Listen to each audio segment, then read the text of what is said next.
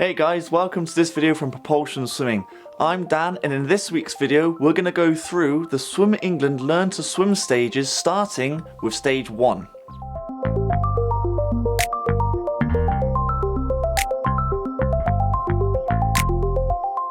Stage 1 is for children aged 5 years and over who may have very little confidence in the water. This first stage is to help build water confidence, introduce water safety skills, and also build the ability to be able to swim.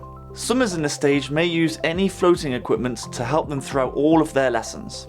In stage 1, there's a total of 12 outcomes to complete in order to achieve the award. So here at Propulsion Swimming, we're going to go through each of those outcomes one at a time, so let's get straight into it.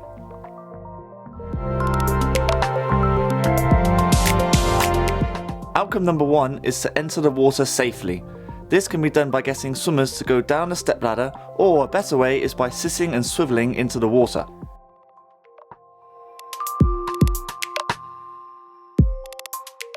Outcome number 2 is to move forward for a distance of 5 meters. To achieve this outcome, swimmers need to travel forward by any means necessary for 5 meters. This can be walking, jumping, hopping, anything you like. Kicking while being horizontal on their front would be the best way to do it.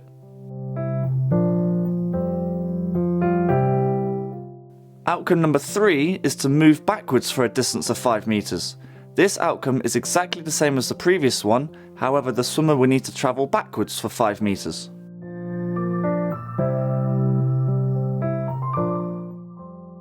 Outcome number 4 is to move sideways for a distance of 5 meters. This is also a similar outcome to the previous ones. Swimmers will need to travel through the water sideways for 5 meters. Outcome number 5 is to scoop water and wash their face. This is where the swimmer will have to test themselves by splashing their faces with water.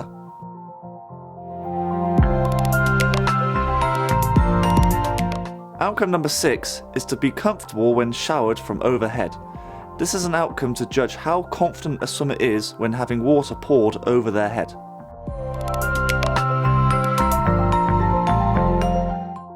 Outcome number 7 is to move from a flat floating position on their back and return to a standing position.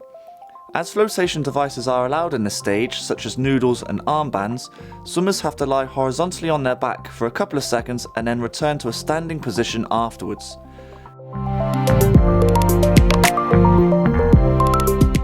Outcome number 8 is to move from a flat floating position on your front and return to a standing position.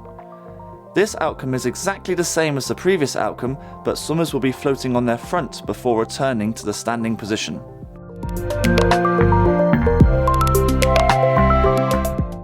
Outcome number 9 is to push and glide on their front. The best way to complete this outcome is by getting a swimmer in the right starting position first.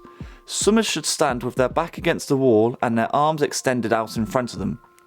Once in the right starting position, they can then place their faces in the water to raise their feet onto the wall behind them and then push off the wall horizontally on their front.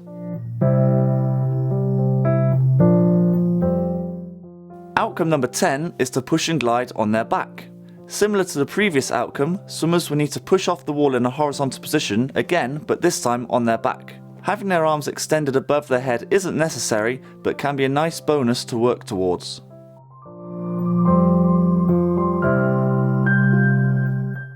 Outcome number 11 is to give 2 examples of pool rules.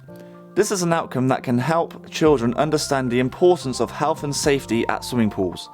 Some examples are no running, no pushing, and no diving in the shallow end. And finally, outcome number 12 is to exit the water safely. This final outcome can be done by getting swimmers to go up the stepladder, or a better way is by climbing out over the wall by sliding onto their bellies, raising their knees onto the side and lifting themselves up. Good luck to all swimmers looking to complete these outcomes, and don't forget to subscribe to the Propulsion Swimming YouTube channel for stage 2 of your Learn to Swim journey. I'll catch you on the next one.